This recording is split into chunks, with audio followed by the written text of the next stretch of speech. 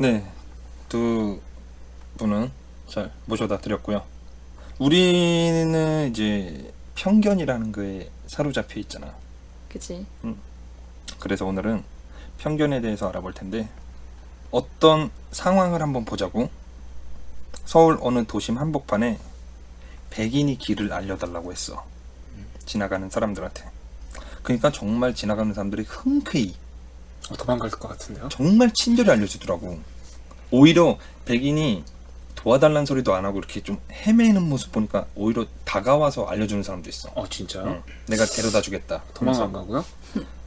그런데 상황을 바꿔서 같은 장소에서 동남아인이 길을 알려달라고 해봤거든. 나는 차라리 연출이었으면 좋겠더라고. 되게 부끄럽더라고. 아무도 아는 체 하지 않죠. 그냥 막 지나가. 물어보는데도 막 우리 전단지 나눠주는 사람 이렇게 바빠서 훅 지나쳐가듯이 그렇게 막 스쳐 지나가더라고. 이걸 보는데 문득 이 생각이 드는 거야. 단지 피부색이 달라서 차별하는 걸까? 아니, 아니지. 그럼 같은 민족인 우리 탈북 새터민한테도 차별하잖아. 그렇죠. 그래서 그건 또 아닌 거야. 인종 차별이 피부색 때문에. 심지어 저희는 동서로 나눠서 차별하잖아요. 그래서 알아낸 해답이 편견에도 여러 가지가 있구나. 단순히 인종에 의한 편견도 있지만 물질 만능주의에 사로잡힌 편견. 그래서 이번 편에 편견에 대해서 알아볼 텐데, 편견을 한마디로 정리하자면 뭐야? 색안경? 그렇지. 그러니까 다른 한쪽은 보지 않고 한쪽 면만 보는 거잖아. 그렇죠. 반대편 면은 보지도 않고. 네. 그럼 고정관념은 뭐야? 고정관념이? 응. 고정된 생각이겠죠. 그 왠지 비슷하지, 편견이랑 고정관념이랑. 그 편견이랑 고정관념이랑 고정관념이랑 다른 게 뭐냐? 한마디로 고정관념은 새로운 정보를 접하면은 바뀔 수 있는 거야. 편견은 새로운 정보를 접해도 안 바뀌어. 그렇겠네요. 그 네. 차이야. 네네. 그러니까 예를 들면 니네가 술 먹고 대리기사분을 불렀어. 내 대리기사분이 왔는데 여성 대리기사가 온 거야. 그러면은 여기까지 뭐야? 뭐라고 생각해? 여자분 운전 못하는데, 불안한데, 주차도 잘 못할 텐데, 이런 고정관념이 있잖아. 근데 직접 타보니까 어때? 레이서요. 완전 안락하고 편안하게 집까지 딱, 오히려 남자가 운전하는 것보다 더 훨씬 잘 모셔다 드리는 거야. 안전하고. 그럼 여기서 먼 훗날 얘가 이 일을 겪고, 뭐 운전을 잘하는 남자 있으면 못하는 남자도 있듯이 여자도 잘하는 여자 있으면 못하는 여자도 있구나 라고 생각이 바뀌어진 건 고정관념이야. 근데 이런 일을 겪었는데도 또 여자는 못해 이건 편견인 거지. 이렇게 겪어놓고도 바뀌지 않는 것, 편견. 또 하나 예를 들어보자고. 충청도 사람은 느리다. 그래, 이런 게 딱 박혀있잖아. 이게 여기까지는 좋아, 고정관념이야. 근데 이런 혼자만 생각하면 좋은데, 이거를 면접관이, 너가 면접관이야. 근데 충청도 사람이래. 네가 사원 뽑을 사람이. 네. 그래서 충청도 사람은 느려, 이런 생각으로 안 뽑았어. 능력이 있음에도. 이렇게 사회적으로 불이익을 당했을 때를 편견이라 그러는 거야. 혼자만 생각하면 고정관념인데, 이 고정관념을 이용해서 사회적 불이익을 주면은 편견이 되는 거야. 자, 그럼 주변 환경이 우리한테 미치는 편견에는 어떤 것들이 있을까? 예전에 모 프로그램에서 정말 좋은 실험을 했더라고. 들어봐봐. 어떤 8살짜리 귀여운 여자아이가 있어. 근데 두 가지 종류의 컨셉으로 사진을 찍었어. 첫 번째 컨셉은 머리도 되게 이쁘게 하고 옷도 되게 귀티나게 입히고 막 비싼 소파 있지, 이런 데 앉아서 사진을 찍은 거야. 한 가지 컨셉은. 그 다음에 두 번째 컨셉은 그냥 평범한 옷에 그냥 골목 놀이터 있지, 이런 데서 막 이렇게 흙 갖고 장난치고 있는 사진. 이렇게 두 가지 컨셉을 있는데, 그리고 이 사진 말고 이제 대학생 그룹이 있어. 대학생 그룹한테 이 여자아이가 그린 그림이 있단 말이야. 크레파스로 막 그린 그림이 있어. 근데 이 그림을 보여줘. 이 아이가 그린 거예요 하면서 되게 귀티나는 사진 있지, 이걸 보여줬어. 그러니까 평가가 어때? 완전 뭐 와 장난 아니다. 어떻게 이 나이대가 이런 그림을 그릴 수 있냐. 막 색채가 너무 좋다. 막 이러는 거야. 그리고 또 다른 대학생 그룹한테 그 똑같은 크레파스 그림을 보여주고 아까 막 놀이터 골목길에서 찍은 사진 있지. 네. 그 사진을 보여줘. 이 아이가 그린 거예요. 그 똑같은 그림을 보고도 벌써 작가의 환경을 딱 보고 아이 뭐 이 나이 때 그릴 만한 그림이네요. 애가 약간 좀 그림에는 소질 없네요. 똑같은 그림을 보고 이런 평가가 내려지는 거야. 이게 바로 편견이라는 거죠. 물질 만능주의에 사로잡힌 편견. 우리 알고 있잖아. 못 살아도 공부 잘하는 사람 있고 심성 고운 사람 있다는 거. 근데 이거 봐봐. 우리가 보는 시선은 늘 저렇게 틀에 박혀 있어. 저 인스타그램에서 너가 어떤 여자 사진을 봤어. 비싼 호텔 수영장에서 비싼 와인을 먹고 있고 비싼 시계를 차고 되게 월등한 몸매를 과시하고 있는 사진. 저다. 그런 사진 좋아요. 하트. 저다. 이런 최고예요. 사진 보면은 어떻게 생각해? 안 좋게 막 좀 보잖아. 이런 사진을 보고 우리 스스로가 열등감에 빠지잖아. 그렇죠. 아닌데? 나는 아닌데? 왜 너 저번에 그랬다 그랬어 네가. 그래서 뭐 SNS 끌었다며. 그러면서 이 생각하잖아. 내 인생은 이게 뭐야? 쟤는 저렇고. 그래, 난 내 사는데. 인생 이게 뭐야? 그래서 팔로우 취소하거든요. 그러면서 혼자 더 상상의 나래를 펼쳐. 네. 야 분명 쟤는 남자친구도 차도 되게 좋은 차 타고 다닐 그렇겠죠. 거고. 나 휴가 어디 좋은 데 가서 맨날 호텔 수영장에서 놀고. 억대 연봉에 뭐 커리어 우먼이겠지? 그렇겠죠. 이렇게 생각하잖아. 그리고 생각하다 어떻게 돼? 나중에는 스스로 위안받으려고 쟤 금수저야. 결국은 이렇게 결론 내잖아. 근데 저 사진의 주인공은 내가 아는 여자애야. 그냥 우리랑 똑같은 평범한 회사에 다니는 애야. 돈 열심히 진짜 막 뼈 빠지게 모아가지고 며칠 뭐 4박 5일 휴가 내가지고 싱가포르 여행 다녀왔던 거야. 이렇게 우리는 단면만 보고 그 사람을 판단하잖아. 근데 막 1년 12달 여행 가. 그거는 좀 그렇지. 매일 올려. 매일 돈 매일 올려. 맨날 뭐 금자랑하고 사고 막. 한 명 있었잖아요. 페이스북에 유명한. 누구? 그 금반지 막 손가락마다 다 끼고 막 금팔찌에 금목걸이에 맨날 좋은 차 타고 다니고. 차 엠블럼 보이게 네, 사진 찍고. 네. 그리고 막 그 식당 가면 차 키를 종류별로 올려놓고 막 사진 찍고 밥 먹고. 그러다가 우리나라 사람이? 네. 주가 조작으로 잡혀간. 그 주가 주작 증권 그 사람? 그 사람 말고 있어요. 젊은. 네. 또 있어? 네. 되게 많아요. 그래서 막 자수성가한 친구들. 그 경찰에 고발하고 했다라고 하긴 하는데 나중에 어떻게 된지는 잘 모르겠어요. 근데 그러다가 잡힌 사람 중에 그 불법 도박 사이트 운영했던 사람도 있고 막 그렇기도 해요. 그러니까 알고 보면 불법 뭐 이렇게 해가지고 돈 버는 건데. 그래야지 안심이 돼. 그것도 안심이 위안으로 돼. 잡는 거잖아요. 그치, 그치. 결국에는. 근데 그 아닐 수도 있거든요. 그렇지. 네. 이렇게 편견이란 게 아까 메르미 말대로 색안경을 끼고 세상을 보게 되면은 이게 심해지면 나라 간 문화적 갈등을 일으킬 수 있어. 그게 인종차별로 번지는 거고 때로는 열등감으로도 작용을 할 수가 있는데, 그럼 동양인이 아닌 한국인이라서 겪는 인종차별 많지? 일본 오사카에 꼭 한 번은 들려야 하는 초밥집이 있대. 최근에 이슈 있었던 거죠. 여행 커뮤니티 사이트에서 유명한 초밥집인데 거기서 한국인이 초밥을 시켰고 기대를 하면서 초밥을 먹었지. 근데 몇 번 씹으니까 갑자기 코끝이 찡하고 뒤통수가 아릴 정도의 고통을 느꼈어. 누가 봐도 이건 일부러 장난친 거잖아. 음식 갖고. 알고 보니까 주인이 한국인인 거 알고 고추냉이를 일부러 졸라 많이 넣었던 거지. 그 모습을 보고 그 주인이랑 점원들끼리 낄낄거리면서 저 표정 보이냐? 막 낄낄거리면서. 맛도 모르는 것들이 와서. 그리고 어색한 일본어로 주문을 하면 점원들끼리 야 걔가 밥 달라고 짖는다. 요 말 한 것도 들었대. 어떤 여행객이. 또 이거 알아? 찢어진 눈의 제스처를 취한다는 거? 네. 그거를 사람들이 동양인을 조롱하는 제스처라고 생각을 해. 근데 이게 한국인들이 잘못 알고 있는 게 동양인을 비하하는 게 아니라 딱 한국인을 비하하는 거야. 그거는 동양인만 비하는 게 아니라 한국인만 비하할 때 눈을 찢는 제스처를 취해.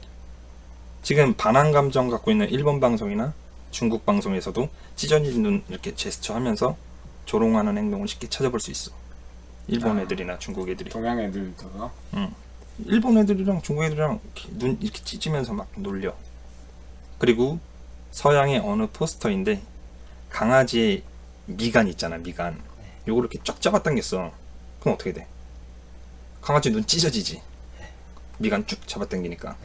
그런 포스터가 있고 그 밑에 무슨 글이 써 있냐면 코리안 아이 이렇게 써 있어. 한국인의 눈 하고 그 밑에 작은 글씨로 한국인의 자긍심 이렇게 적혀 있는 게 있더라고. 이건 뭐야? 찢어진 눈도 비하하는 동시에 보신탕도 비하한 거야. 박지성 선수는 맨유에서 개고기송의 응원가를 들어야 했고 손흥민 선수도 DVD라는 소리를 듣고 있어 지금. DVD 뭔지 알아? 뭔데요? 동양인들이 영국에서 불법 DVD를 이렇게 판대. 그래가지고 손흥민한테도 DVD 이렇게 부른대. 그러니까 불법 DVD 파는 거 빗댄 거지. 이처럼 우리도 한국을 떠나면 소수야. 이런 대우를 받으면 화나고 열받듯이 외국인 근로자들도 많은 아픔을 겪고 있잖아. 그렇죠. 근데 웃긴 게 인간의 우월성과 열등감을 따지는 게 어른들만 그러는 게 아니야. 왜 그럴까요? 어떤 실험이 있는데 어른들만 그러는 게 아닌 게 충격적인 게 이거 되게 유명한 실험이야. 미국의 오하이오주에 이제 100인만 모여있는 학교가 있었대, 초등학교. 네. 근데 어떤 아이가 여자 선생님한테 이런 거야. 선생님, 흑인은 더럽고 못됐어요. 이런 거야, 선생님한테. 네. 그러니까 선생님이 고민하다가 애들 다 모은 다음에 이런 말을 했어. 야, 니네 다 백인이지. 근데 너네 잘 봐봐. 서로의 눈을 잘 봐봐. 너는 파란색 눈동자지. 근데 옆에 친구는 갈색 눈동자지. 갈색 눈동자가 더 고귀하고 우월한 사람이야. 파란색 눈은 하등 인간이야. 이렇게 말했어. 그랬더니 결과가 어떻게 됐을까? 지네끼리 그룹이 나뉘었어. 어제만 해도 절친이었던 백인 그룹들이 백인 그룹들이 어제만 해도 어깨동무하고 다니던 절친들이 나뉘었어. 갈색 눈과 파란 눈이. 결국 그런 게 다 학습을 통해서 배워진다는 그렇지. 거잖아요. 그러니까 자기가 막 잘못해놓고도 파란 눈 아이한테 네가 열등하니까 사과해. 지가 잘못해놓고도. 또 어떤 애는 선생님한테 이랬대. 선생님은 파란 눈이면서 어떻게 선생님이 됐어요? 골상머리없는 그리고 더 놀라운 게 뭔지 알아? 시험을 봤어. 근데 갈색 눈의 아이들이 성적이 올등이 올라간 거야. 파란색 눈 공부 잘하던 애들도 성적이 떨어진 거야. 그래서 한참 있다가 선생님이 다시 말을 해. 애들 다시 모아놓고 얘들아, 내가 그때 말한 거 뻥이야. 반대야. 파란색 눈이 더 우월하고 갈색 눈 너네가 우월한 게 아니었어. 내가 잘못 말했네. 이렇게 말했어. 그랬더니 어떻게 됐어 다시? 거꾸로 됐겠죠. 그냥 역정돼. 네. 파란색 눈이 이제 모자란 애들이었잖아 처음에. 네. 걔네한테 뭘 붙여줬어. 너네는 하등하다 하면서. 근데 이 선생님이 이 말 하자마자 이거 떼어가지고 바로 막 붙여주더래. 야, 이게 원래 너 거네 이러면서. 그리고 다시 시험을 봤어. 어떻게 됐겠어? 파란색 눈이 월등히 높았겠죠. 어. 갑자기 또 파란색 애들이 성적이 확 올랐던 거야. 인종차별이 얼마나 무서운지 알 수 있었던 실험이었지. 오늘은 편견에 대해서 간단하게 알아봤는데요. 저는 국카스텐의 하현우 씨가 그렇게 노래를 잘하는 사람인지 몰랐습니다. 그가 복면을 쓰고 노래할 때는 감탄을 연발했었는데 알고 보니 같은 사람이었던 거죠. 나조차도 이런 편견 속에 살면서 이런 방송을 하고 있다는 게 부끄럽습니다. 민주주의의 기본 토대는 평등이잖아. 그렇게 민주주의를 갈망하던 우리 아니었어? 우리는 우리 스스로를 우리 속에 가둬놓고 살고 있지는 않았나 생각이 듭니다. 편견을 깨고 통념을 받아들인다는 거 분명 쉬운 일은 아니겠지요. 하지만 그들에게 같은 한국인으로서 입장 바꿔 생각해보고 따뜻한 관심을 주는 것, 그리 어려운 일은 아닐 거라 생각이 됩니다. 이상 안도팔이었습니다. 한 곳이잖아요. 근데 이런 인식들이 뭐 피부색이나 국적으로 나누어 보면 내국인 대 외국인, 뭐 양분해서 많이 바라보게 되잖아요. 하지만 사실 한국 내에서도 이런 차별은 분명 존재를 하죠. 같은 한국 사람들끼리도. 제일 민감한 게 남자 대 여자. 그렇지. 그렇죠. 아주 민감하죠. 그리고 학벌 세우기, 그렇죠. 학군, 그리고 출신 지역 등에 따라서 좀 많은 차별들이 존재를 하게 되는데 그렇죠. 이게 비슷비슷하게 머릿수가 같을 때는 상관이 없는데 어느 집단이 소수일 때 상대적으로 머릿수가 적으면 자신의 권리를 지켜내거나 요구하기가 어려워지는 문제가 생기는 것 같아요. 어찌 보면 사람의 좀 기본 성향인 것 같기도 하고, 그죠? 사회적인 구조도 한몫하는 것 같기도 한데, 그리고 또 역사적으로 우리나라도 계급 사회를 거쳤잖아요. 벌써 오랜 시간이 흐르기도 했지만 가끔 어르신들이 뭐 백정이니 뭐 내가 양반이었니 뭐 이런 말씀하시는 거 보면 우리- 아직도 남아있다고 생각이 여기서 들거든요. 거의 다 아마 천민일 거예요. 그렇죠. 그럴 네. 거야. 아니요, 전 양반이었어요. 그거 봐요. 이런 게 있다니까요. 너도 천민이야. 네. 진짜 모르는 거야, 그거. 여기 다 천민이야. 일단은 이 씨가 없잖아. 아, 이 씨도 다 아야, 천민이야. 성으로 가면 안 돼. 네. 그럼요. 아유, 성 이씨도 막 노비 있고 그러지. 그럼. 성품으로 가야죠. 성품 근데 왜 이렇게 거만해졌어요? 무슨 얘기 나오니까? 왜 자신 어깨 펴? 있나 봐. 왜 어깨 펴요? 네, 그래서 저 강대리가 계급사회에 대해서 좀 알아봤습니다. 아, 여러분은 알고 계시나요? 불과 몇십 년 전까지도 사람을 사람 취급하지 않고 양반들의 천대를 한 몸에 받았던 천민. 그중 백정에 대해 말씀드리겠습니다. 아, 고달팠지, 백성들. 그 전에 조선시대 신분 제도에 대해 먼저 알아볼 텐데요. 음. 조선 초기에는 양반들이 사회 지배층으로 굳건하기 위해서 양인 확대 정책인 양천제를 시행하는데요. 그럼 양천제가 뭐냐? 그래. 쉽게 양천제는 양인과 천인, 아, 둘로 나눈다는 네, 거야? 두 가지 신분으로 분류하는 걸 말하는데, 양천재. 네, 간단하게 나눴네, 양천제. 양인에 속하는 계층은 지배계층인 양반, 중인, 중류층이죠. 그리고 피지배계층인 농민, 상인, 수공업자까지가 양인에 해당되고요. 천인에 속하는 계층은 말 안 해도 아시겠죠? 노비, 백정, 무당, 창기, 광대로 분류됩니다. 양인이면 누구나 과거에 응시할 수 있었는데요. 양반부터 농민까지죠. 하지만 중류층이나 농민 상인들은 전문 직종으로의 과거 급제는 어려웠는데 잘 아시겠지만 그 이유가 뭐냐면 농민 중에서 과거 급제를 한다고 쳐도 혈연이나 지연, 학연을 심하게 따졌기 때문에 엄청난 빽이 없다면 관직 등용 자체가 힘들었던 거죠.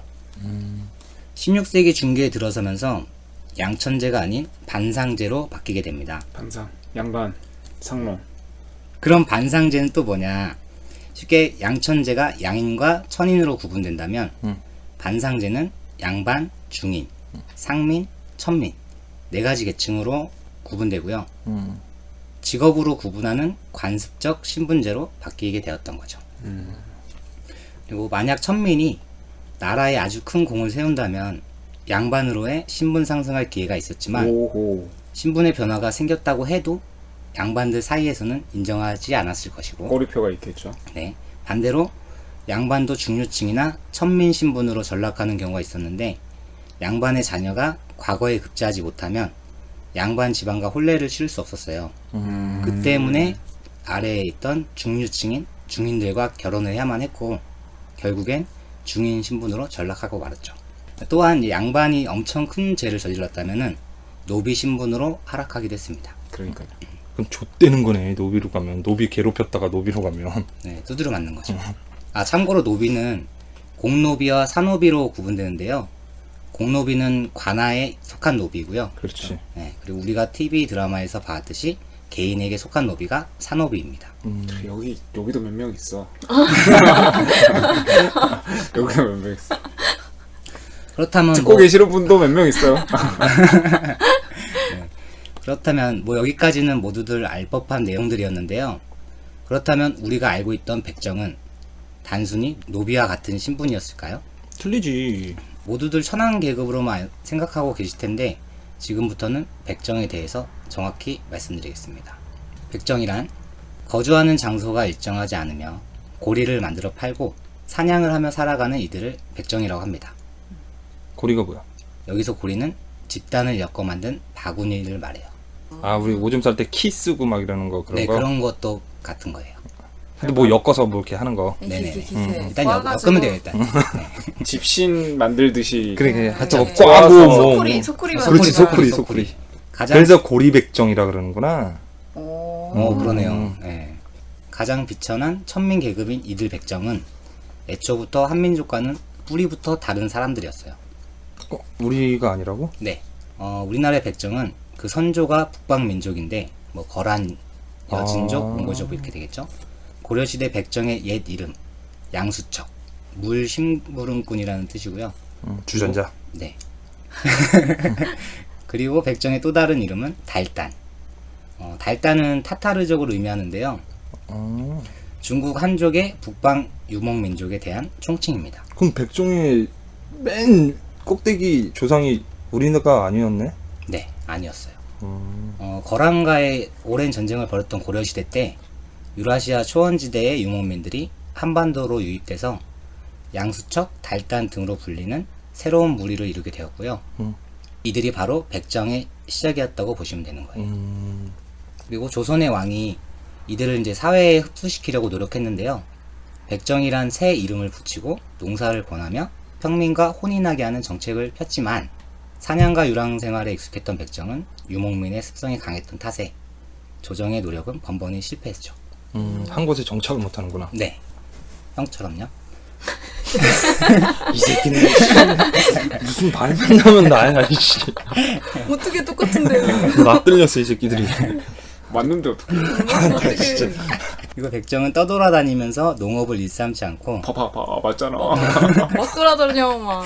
상시 모여서 소와 말을 도살하고 맞아. 뭐, 씨, 도살까지 해, 내가. 맨날 고기 먹어. 대신 그들 나름의 방식으로 조선에 정착한 백정. 말을 잘 타고 활을 잘 쏘고 어머. 말을 잘 뭔가 다 맞아가네요. 그리고 사납고 용맹하여 짐승을 사냥하는 것이 익숙했는데 맞아. 마음대로 해라. 이들의 이제 도축 기술과 육류 가공법 때문에 조선의 식문화가 바뀌었을 정도였대요. 야, 오히려 되게 테크니션 기술자 아니야. 지금으로 따지면 그렇죠. 이때부터 기술자를 하대하기 시작한 거야, 우리나라가. 그러니까요. 지금 우리 다 엔지니어라. 여기 기술자예요. 여기 다 기술자들이라. 내가 기술자잖아. 머리 쓰는 거 아니고 몸 쓰는 거. 그러네요. 그리고 호환이 극심했던 조선시대에는 호랑이 사냥꾼으로 명성을 떨치기도 했어요. 그래서? 하지만 천대와 멸시의 시선을 피할 수 없었던 백정. 조선인들은 이들과 눈도 마주치지 않고 말도 섞으려 하지 않았습니다. 조선 후기에는 극심한 생활고 때문에 정착 생활을 하는 백정이 증가했는데요. 서로 다른 혈통이 자연스럽게 섞이게 되었고요. 아, 그게 이제 희석돼서 이제 한국인처럼 생겨지는구나. 네. 그리고 백정은 북방계 유목민뿐만 아닌 전문 도축업자를 일컫는 말로 바뀌어갔습니다. 그리고 구한말. 근대화의 영향으로 신분 해방 운동이 일어나기 전까지 사회적 편견으로 인해 차별과 멸시를 받았던 백정.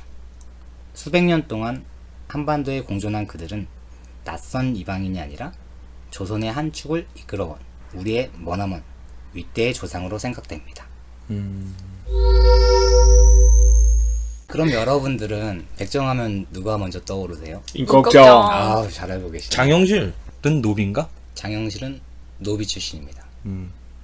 임꺽정은 임거정, 임거질정이라고 불렸는데요. 일단 경기도 양주 태생이에요. 양주. 네.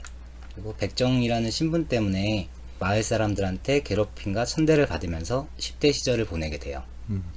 임꺽정이 동네 우물물을 먹는 모습을 마을 사람들이 발견하면 아니 백정놈이 어디 우물물을 먹어? 썩 꺼지지 못하냐?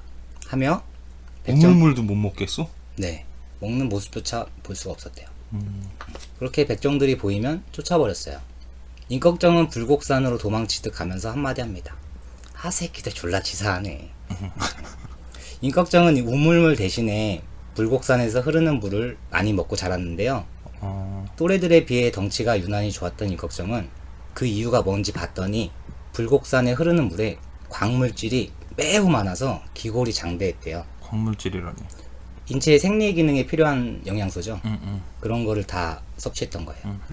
그러다가 19에 사람들의 홀대를 참지 못하고 도적이 되기로 마음을 먹습니다. 도적이구나. 네, 처음엔 도적으로 시작해요. 민심이 흉흉한 시절이었고 비슷한 처지의 백정들을 선동해서 황해도와 함경도를 중심으로 관아와 민가의 재물을 훔치며 도적질을 시작해요. 꺽정씨의 악명이 얼마나 대단했냐면 임꺽정이 어느 고을에 나타났다는 소식이 들리면 상인들이 그 마을로 가는 길을 포기했을 정도래요. 그 소문을 들은 임꺽정이 벌써 소문이 퍼졌구만. 그리고 다른 마을로 이동했다고 해요. 그리고 얼굴에 털이 많아서 별명이 털복숭이였는데 많을 것 같아. 듣기만 해도 많을 것 같죠. 그 평안도의 한 장사꾼이 산을 넘으려다가 많이 지쳐서 하룻밤 묵어갈 겸 주막에 들려서 쉬고 있었는데 저기 앞에 털복숭이 한 명이 보이더래요. 근데 이 사람이 아니 저 새끼는 수염이 저리 많은데 밥을 어찌 먹는디야 엄청 궁금했나봐요. 그래서 국수를 하나 시켜줬대요. 먹는 모습 좀 보려고 어떻게 먹는지. 그래서 임꺽정이 고맙수 한마디 건네고는 수염을 양 갈래로 갈라서 두 귀에 걸치고 난 후에 양갈래로? 네 아 그런 수염이야? 그렇게 많이 길었대요. 아, 뭐 관우처럼 이런 수염이야? 네네. 아 나는 이렇게 막 북슬북슬 북슬. 그건 줄 털보 아저씨처럼 줄 알았더니. 그 국수를 순식간에 먹어 치우더래요. 음. 장사꾼이 너무 신기해서 몇 그릇 더 사줬대요. 근데 그걸 다 먹더래요. 네. 그리고 다음날 장사꾼이 고개를 넘기 시작했는데 도적대들이 나타나서 재물을 모조리 빼앗았대요.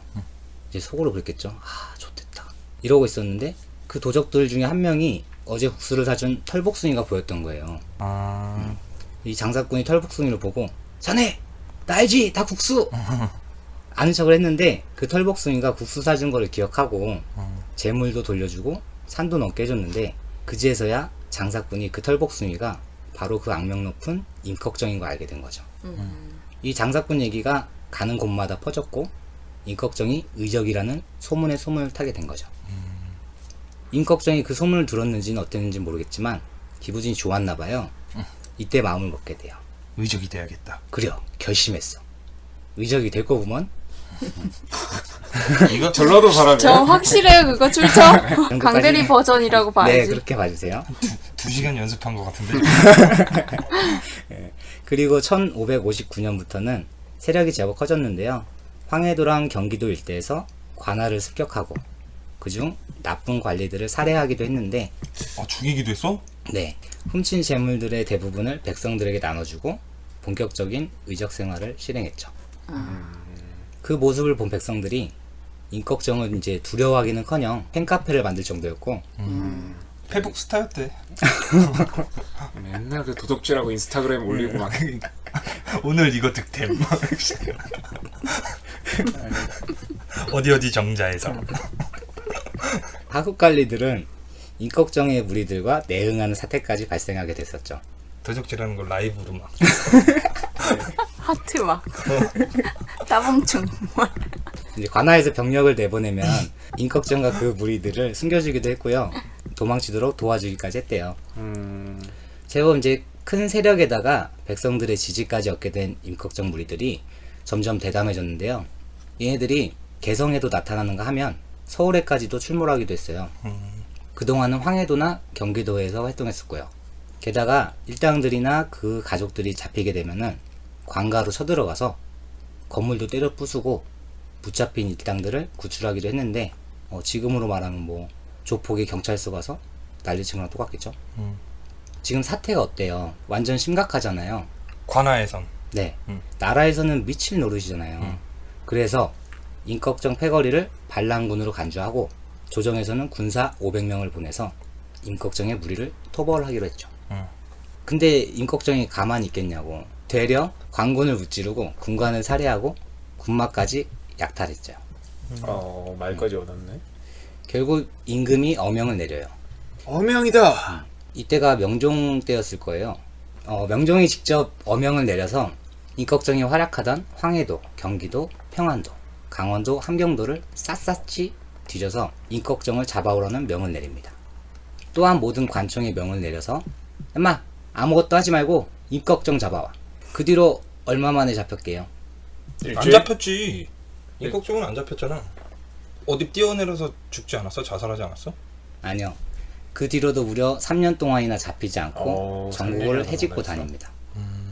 하지만 1560년 12월 임꺽정의 참모였던 서림이 붙잡히게 되면서 이후 임꺽정과 그 도적대의 모든 것을 낱낱이 알고 있던 서림이 관군의 앞잡이 노릇을 하죠. 최순실이네. 그리고 임꺽정을 추격해가며 도적대들을 토벌하는 데 성공합니다.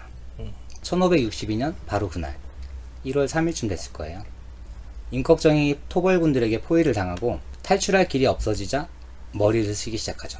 임꺽정은 토벌군 복색으로 변장한 후에 꾀병을 부리면서 은근슬쩍 뒤로 빠지려고 했지만 이때 서림이 임꺽정을 보고 임꺽정이다! 배신자였구나. 소리치는 바람에 급하게 도망치다가 토벌대가 난사한 화살에 맞고 잡혀서 15일 후에 처형당했다고 전해집니다. 이게 근데 정확하진 않아요. 그때 화살을 맞고 바로 죽었는지. 아, 그리고 아까 말씀 못 드린 게 있는데 백정의 아내들은 신분의 구별을 위해서 저고리 끝에 검은 표시를 해야 했대요. 맞아. 이와 관련된 조선시대 악습 중에 백정 아내를 상대로 했던 노름이 있었는데 마을에 행사가 있으면 백정의 아내들이 어디 있는지 먼저 찾기 바빴대요. 왜? 그러다가 보이면 그 여성을 끌어내요. 끌어내는 것까진 좋은데 강간했지. 끌어내서 한다는 짓이 입에 재갈을 물리고 치마를 벗겨서 소나 개처럼 바닥에 엎드리게 한 다음에 그 여성 위에 양민 남자들이 올라타서 온갖 성희롱을 일삼았다고 합니다. 능욕이네, 능욕. 그리고 고기를 내어줘야 겨우 풀어주곤 했어요. 고기? 네, 그러면 그냥 강탈이네. 대놓고 강탈이죠. 뭐 성추행, 성폭행 뭐 이런 거죠. 그냥 완전 사람 취급 안 한 거지. 이 썩어 빠진 악습이 바로 백정 각시 노름 혹은 백정 각시 탁이라고 합니다. 그리고 이런 악습이 조선시대부터 일제 초기까지 이어졌고요. 조선 말에 있던 실화 중에 마을에 행사가 있어서 엄마와 딸이 구경을 나갔대요. 근데 거기 있던 양민들이 백정의 아내를 발견하고는 끌어내서 딸이 보는 앞에서. 네, 가축 부리듯이 놀다가 많은 사람들 앞에서 여성의 치마를 벗기고 속옷까지 벗기고 난 후에 데리고 놀다가 고기를 가져오지 않았다고 해서 강간까지 했는데 죽고 싶을 정도로 치욕스러워도 남편과 딸을 생각하면서 꾹 참았대요. 근데 몇 주 뒤에 그 엄마가 임신을 하고 말았어요. 그 엄청난 수치심에 엄마는 결국 자살을 하게 되죠. 그리고 19세기 말에 신분제도가 철폐되었다고 반포했어도 일제 초기까지도 백정들은 윗놈들한테 시달렸다고 알려져 있습니다. 허나 더더욱 아픈 사실은 일제시대가 끝날 때까지 대한 독립을 외쳤던 독립운동가들 사이에서도 백정 신분의 운동가들은 그때도 멸시당했다고 합니다. 같은 독립운동가들끼리? 네. 거기서도 차별이 있어? 그러면 임꺽정은 정말 꿈이었겠다. 희망이지 않았을까? 영웅. 그지? 영웅이죠. 근데 백정은 티가 나잖아. 티가 난다고? 옷에. 옷에 뭐 까만 거 저고리 뭐 해야 된다며. 네. 걔네는 기와집도 올리면 안 되잖아. 백정은. 노비는 하나의 주인한테 예속돼 있는 거잖아. 네. 그래서 쉽게 말하면은 우리가 기르는 재산. 강아지라고 생각하면 돼. 그 강아지가 새끼를 낳지. 그럼 그 새끼 누구 거야? 주인 거죠. 내 거야. 그러다 보니까 어떻게 해야 돼? 재산이잖아, 돈이잖아. 근친상간을 시킨단 말이야. 노비끼리. 근친상간을 시켜가지고 그걸 또 팔아. 그 노비 가격이 얼마인지 알아? 말이 그 당시에 만약에 400원이라고 치면은 노비는 150원. 근데 잘 봐. A집의 노비랑 B집의 여자 노비랑 혼인을 했어. 애가 나왔어. 그럼 이 아이는 누구네 집 노비일까? 여자 쫓아가겠어. 그렇지. 여자 쪽이야. 그 노비는 근데 왜 그런지 알아? 아빠가 누군지 확실하지 않고. 그렇지. 그러니까 여자 쪽으로 따라가는 거야. 백정은 부자가 많았어. 전문 기술이잖아. 도축업, 광대 이런 거 하면 돈을 많이 번단 말이야. 근데 기와집도 못 올리게 돼 있고 돈을 쓸 데가 없는 거야. 그래가지고 부자인 백정이 되게 많았대. 근데 노비랑 백정이랑 싸우면 누가 이기게? 노비가 이겼죠. 법적으로. 법적으로? 백정이 이겨. 그러니까 백정이 굽신굽신은 해야 돼. 존나 아이러니한 게 백정이 노비한테는 굽신굽신해야 돼. 왜냐하면 노비는 그 관에서 일하는 노비 있지. 관노. 네. 관노들은 힘이 있단 말이야. 힘이. 관리직이기 때문에. 그러니까 대기업 무슨 인사과장 정도 파워가 있단 말이야. 그래서 백정들은 굽신굽신해야 되는데 근데 만약에 때렸어. 노비가 백정을. 그러면은 법적으로는 백정이 이겨. 백정은 양인으로 구분돼 있거든. 또 노비들끼리도 복노비가 사노비를 많이 무시했다고 하더라고요. 웬만한 공노비 있잖아. 공무원은 양반 공무원이야. 양반들 진짜 웬만한 양반들도 못 건드렸대. 공노비는. 그래서 그 노비들은 좀 단점이 그거지 근데. 그런 사회적으로 조금 뭐 백정보단 낫겠지만 생이별을 많이 해야 되잖아. 누구의 재산 아니야. 그냥 또 절로 가서 팔아오. 그러면 끝이야. 생이별을 하는 경우가 많았지. 그럴 때도 있었고 아닐 때도 있었고 그렇지 다 그렇진 않지. 아무튼 그랬네요. 한민족끼리 이렇게 다 모아놓으면 머릿수가 많아지면 그 안에서 꼭 구분하려고 하는 것 같아. 습성인 것 같기도 하고. 아니 흑인 노예들은 저기 타민족을 그렇게 한 거잖아. 이런 이유도 있고 저런 이유도 있다라고 이렇게 얘기를 하잖아. 근데 저는 결국에는 그게 제일 영향이 크다고 생각합니다. 그게 제일 영향이 큰 것 같아. 뭐? 경제력. 현대 사회에서는 그렇죠. 그 전에도 어떻게 보면 경제력이잖아요. 당연하지. 그 전에는 사실은 신분이라는 게 있기 때문에 경제력이- 거기에 플러스 알파력이 경제력이었지. 사실은 신분만 좋게 태어난다면요. 뭐. 경제력이 그게 꼭 그렇다기보다는 영향이 큰 것 같다는 거지. 그렇죠. 무조건 돈이야. 조선시대 때도. 그리고 결국에는 돈으로 신분도 사기도 하잖아. 그죠? 아 그런 경우도 있잖아. 양반이 세금에 시달려가지고 그냥 팔아? 노비로 가는 경우도 많았어. 뭐 식민지 시대에 뭐 그때도 다 사실 돈이 왔다 갔다 하는 거였잖아요. 근데 슬프게도 이런 역사는 세계사에서 계속 반복이 되고 있죠. 지금이야 그럴싸한 경제 논리로 합법화돼 있긴 한데 사실 뭐 임금 체불이나 산업재해에 대한 뭐 보상 같은 게 제대로 안 되는 거 보면 옛날에 뭐 식민지 스타일이나 지금이나 사실 또 그렇게 뭐가 다른 건가라는 생각도 또 들긴 해요. 비약이 좀 들어가긴 했지만 결국 돈의 힘인가 싶기도 하고 그래서 저는 역사적으로 돈과 명예에 눈이 멀어서 사람들을 팔아넘기고 나라를 상대로 사기를 쳤던 한 사람에 대해서 얘기해 볼까 합니다. 야, 어떤 거지 같은 놈이 그랬어. 들어오세요. 우리나라 사람이 있을 것 같은데. 원래 이 사람은 동생과 함께 지도를 제작하고 있던 사람이었어요. 정호영이? 설마. 근데 당시에 여행 관련 베스트셀러를 읽은 거야. 그래서 무역을 해서 돈을 벌어보겠다는 야망을 가집니다. 그래서 무역업에 관한 사업 계획서를 짜요. 그리고 정부에 자금 요청을 합니다. 엘리자베스한테? 지금으로 따지면 창업지원금 정도 되겠죠? 근데 번번이 이 신청한 게 거절을 당해요. 자금이 안 나오는 거지. 그래서 자신의 나라에서 거절당하니까 주변 국가에서 이제 스폰서를 찾기 시작합니다. 포르투갈, 영국, 이탈리아 등등. 하지만 이 나라들도 그 요청을 받아들이질 않는 거예요. 왜냐하면 그 사람의 사업 계획서가 너무 까다롭고 홍맥락이 있잖아. 네. 투자 비용 대비 투자자의 수익 분배도 자기가 너무 많이 가져가고 동시대에 비슷한 사업을 하는 사람에 비해서 배당금도 너무 높고 사회적 지위까지 요구하고 뭐 이런 허무맹랑한 계획이었던 거예요. 그래서 나라들은 실질적으로 그 사람한테 투자하지 않는 게 당연한 선택이었어요. 현실적으로. 그리고 더 심각한 문제는 무역을 하는데 상대국까지의 거리를 좀 짧게 잡는 거예요. 그러니까 왔다 갔다 하는 거를 되게 짧게 잡아서 자기가 이제 수익을 더 내겠다 뭐 이런 식으로도 얘기를 하고 그래서 투자자들의 빈축을 삽니다. 근데 자신의 계산법이 맞다면서 투자금을 요구를 했어요. 이 분야에서 먼저 무역을 추진하고 있었던 기존 투자자들은 이 남자를 전혀 신용할 수 없었습니다. 그럼에도 불구하고 그 남자는 끊임없이 지원금을 요청해서 드디어 스폰서를 찾아냅니다. 주변 정세에 불리한 위치였던 스폰서가 있었던 거야. 그래서 그 스폰서는 경쟁자들에게 밀리지 않기 위해서 그 사람의 손을 잡는 도박을 감행한 거예요. 그 여왕. 그 남자의 계획이 실패할 경우에 이 스폰서는 엄청난 손해를 입게 되지만 성공할 경우에는 현재 불리한 상황을 역전할 기회도 되는 거죠. 그래서 이 스폰서는 주변의 만류에도 불구하고 자신의 사재까지 털어서 이 남자를 지원합니다.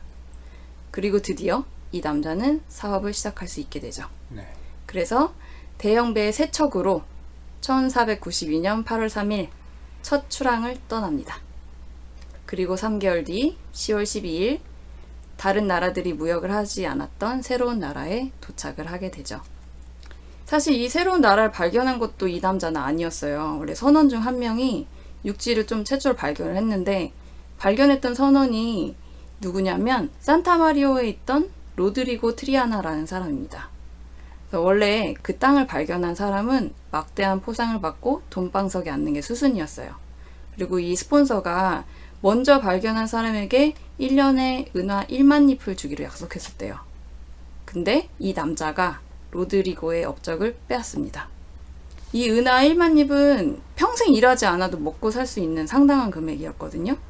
그래서 로드리고가 육지다! 라고 외치자 이 남자가 뻔뻔하게 선실에서 나와서 내가 먼저 육지를 봤네.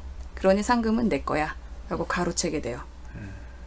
이 일로 로드리고는 본국에 돌아가서 피폐한 삶을 살다가 자살을 택합니다. 하지만 이 정도는 서막에 불과합니다.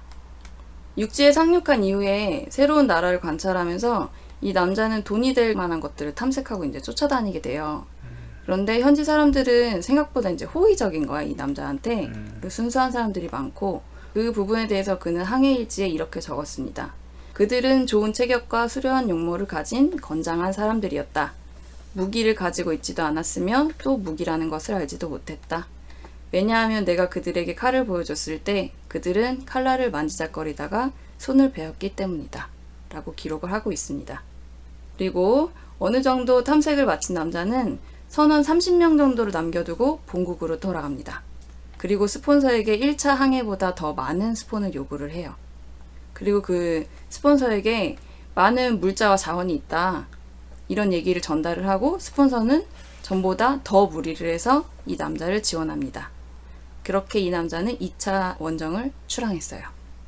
그리고 그 새로운 나라에 도착하자마자 전보다 더 본격적으로 탐욕을 드러냅니다. 먼저 그는 1차 원정에 남겨놨던 선원들을 찾았어요.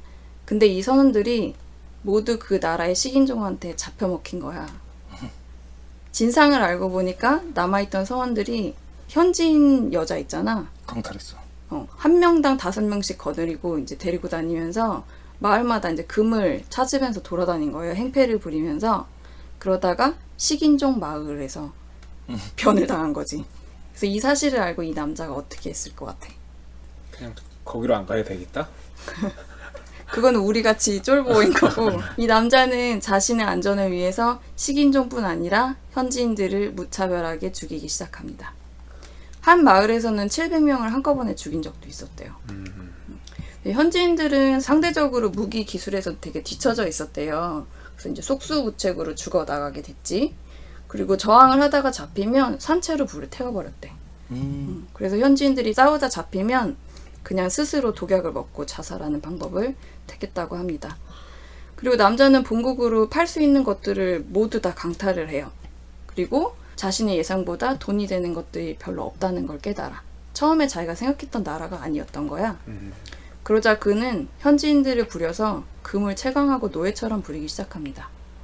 이 과정에서 현지인들은 진짜 개 돼지만도 못한 취급을 받아요.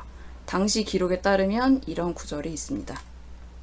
그 남자의 사단은 사람들 사이로 들어가 어린아이건 노인, 임산부이건 상관없이 몸을 찢었으며 칼로 베어서 조각을 냈다. 그들은 끼리끼리 그들 가운데 누가 단칼에 한 사람을 동강낼 수 있는지 내기를 하고 어린아이를 뺏어가지고 발목을 들어 머리를 돌에 내리치고 물속에 허우적거리는 것을 보며 조롱했다. 그리고 그들은 예수와 12사도를 기리기 위한다는 핑계로 현지인 13명을 매달고 발밑에 모닥불을 태워 산채로 죽였다. 나는 똑똑히 들었다. 그 나라로 가는 배는 나침반이 없어도 바다에 떠있는 시체를 따라 그 나라로 갈 수 있다고. 그 정도로? 바다의 시체가. 그 남자의 만행은 계속 이어졌어요. 이제 3차, 4차 출항에는 이제 총이나 칼로 사람 죽이는 건 귀찮으니까 마스티프라는 도사견. 마스티프. 네. 투견을 데리고 와서 현지인들을 죽였대요. 이 개는 무서운 종류인가 봐. 종이야 종. 마스티프 종. 그래서 현지인들을 진짜 물어 죽이는데 막대한 공을 세웠다고 하고 지금도 그 시절의 유골들을 보면 상당수가 마스티프의 이빨 자국을 찾아볼 수 있대요. 그 유골에서. 그래서 그 사람은 현지인들 이제 학살하고 도륙하면서 금 채굴을 위해 현지인들 이제 노예로 삼는데 이게 하루에 할당량이 있었대요. 금을 채굴해야 되는. 근데 요거를 채우지 못하면 손목을 자르겠다라고 협박을 했고 실제로 그렇게 했어요. 그래서 과다출혈로 죽는 현지인들이 늘어났습니다. 그리고 이렇게 수탈과 학살을 하면서 현지인들은 인구가 급감하기 시작합니다. 그리고 또 이 사람이 타고 온 배로 전염병이 전파가 된 거야.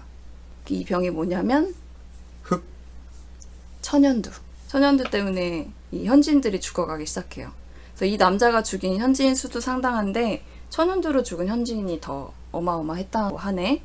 그리고 이게 현지인들한테 어느 정도 심리적으로 좀 작용을 했던 게 이 배를 타고 온 사람들은 이거에 대한 면역이 어느 정도 있었는데 현지인들은 면역이 전혀 없잖아.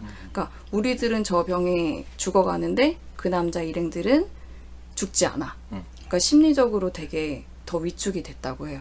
우리보다 강한 사람들이구나 라는 인지를 했다고 하네. 그래서 이길 수 없는 상대다 라고 마음에서 져버렸다고 해요. 그래서 결국 현지인들은 급격하게 줄어들었고 그 남자는 노동인구가 줄어드니까 다른 나라에서 노예를 들여옵니다. 그리고 이들은 영화 겟아웃에 나오는 크리스의 조상의 시초가 되죠. 이쯤 되면 이 남자가 누군지 아시겠습니까? 그렇죠. 처음부터 알았겠는데. 다 아시죠? 누구야? 콜롬비아. 콜럼버스. 맞아요. 우리가 위인전에서 읽었던 미지의 대륙을 발견했던 크리스토퍼 콜럼버스입니다. 개새끼야. 이 정도면. 그 배 싣고 갈 때 막 구겨 넣어가지고 거기서 그냥 오줌똥 다 싸고 막. 이게 나라별로 좀 다른 것 같아요. 그러니까 유럽에서는 위대한 탐험가로 알려져 있고 북아메리카 아메리카 쪽에서는 쪽에서는 대재앙이죠. 완전 개쓰레기로 알려져 있더라고요. 뭐 좀 알아보니까 진짜 완전 쓰레기예요. 데리고 간 것도 호의를 보이는 원주민한테 처음에 막 친절하게 해준대. 맞아. 스페인으로 막 팔아 넘기고. 그리고 어쨌든 자기가 잘못 찾았잖아 나라를. 근데 이사벨라 여왕한테 막 떵떵거린 거지. 내가 이거 발견했으니까 그렇죠. 뭐 해군 제독으로 임명해달라. 뭐 그리고 그 지위를 대대손손 물려줘라. 그리고 뭐 수익의 10분의 1을 나한테 달라. 말고 거의 사기꾼 수준이더라고요. 근데 속 시원한 거는 나중에 이사벨라 여왕 죽고 나서 빚더미에 앉아가지고 몰락했어요.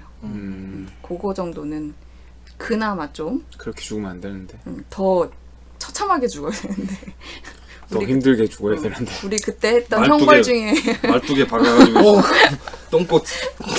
꿀이랑 막 먹여가지고 배에 태워갖고 막 에이 참. 안타깝네요. 네. 그래서 결국 매독으로 죽었다는 소문도 있고. 에이 새끼 이거. 네.